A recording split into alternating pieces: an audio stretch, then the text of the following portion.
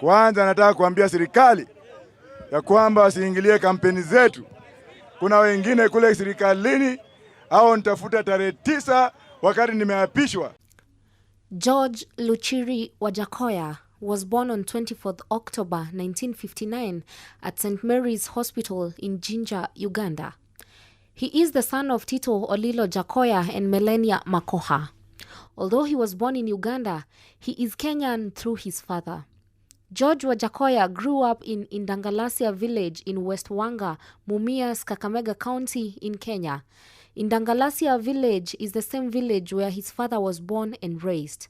George's parents divorced when he was young, and as a result, his mother moved away from her matrimonial home and left him in Samia, since it was not customary for the mother to go away with a child. On the other hand, his father was not available. Instead, he moved to Uganda and remarried. Since his parents were unavailable, George grew up with his paternal grandparents. When he was 16, he stowed away to Nairobi and lived in the streets. He joined other street children and learned to trade. Fortunately, the Hare Krishna rescued George and gave him and other street children shelter. He had to convert to Hare Krishna and become one of its members. George adjusted quickly, found comfort in the Krishnas, and became Krishna Balaram. Since George had completed his primary school, he was lucky enough when one of the followers of Hare Krishna offered him a chance to pursue his secondary education.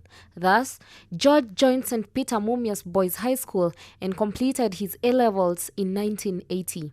After high school, he joined the Kenya Police Training College in Kiganjo to study policing and criminal investigation. Upon completion, he joined the police as a recruit constable and climbed the ladder to inspectorate rank. In 1990, the police service placed him in charge of collecting intelligence on the death of the late Foreign Affairs Minister Robert Ouko. Unfortunately, things turned sour for Wajackoyah when his curiosity about the investigations led to his arrest, forceful detention, and severe torture, almost losing his eyesight. Luckily, some Americans planned for his release, but George did not feel safe in the country anymore and opted to flee, eventually settling in the United Kingdom. In the UK, Wajackoyah took his time and thought to study law. However, he had to find a way of paying for his tuition. Therefore, he resorted to digging graves and working as a night security guard. George Wajackoyah acquired law degrees in UK universities, including Wolverhampton, London, Warwick, and Westminster. He then began practicing law in the UK and opened a firm that dealt with immigration.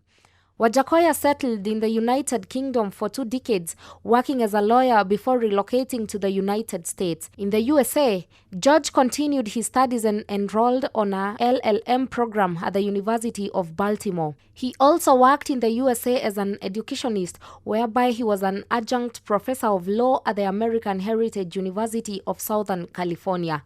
In 2010, Wajackoyah returned to Kenya and established his law firm called Luchiri and Company Advocates. In 2021, the professor announced he would run for Kenya's presidency on August 9, 2022. His party is Roots Party, which advocates for bank legalization in Kenya. For medicinal purposes, live longer, because it cures cancer, it cures COVID. Ganja adds value to the soil.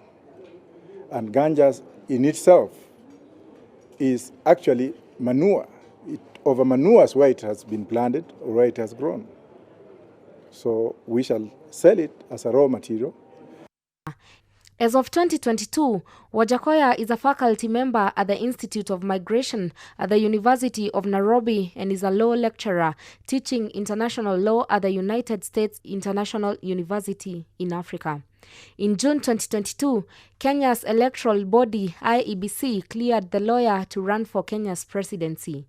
George Wajackoyah is an example of an individual who shaped his destiny and did it perfectly. He was once a street child, became a night guard, and dug graves for a living. Today, he's a professor of law, priest, politician, and one of the frontrunners of Kenya's presidency in August 2022. Apart from his career, he's a learned individual with at least 16 degrees and can speak 11 languages, including local dialects. For MMU TV, I'm Millicent Wahito.